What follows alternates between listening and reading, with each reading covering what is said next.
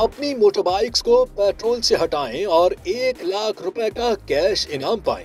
हुकूमत ने बड़ा ऐलान कर दिया।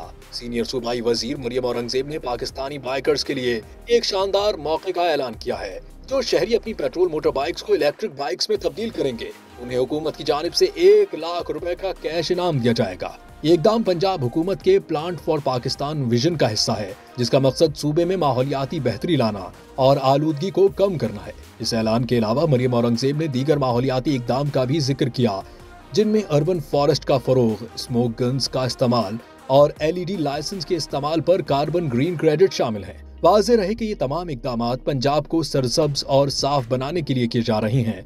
बैंक ऑफ पंजाब इस पूरे अमल की निगरानी करेगा ताकि शफाफियत को यकीनी बनाया जा सके।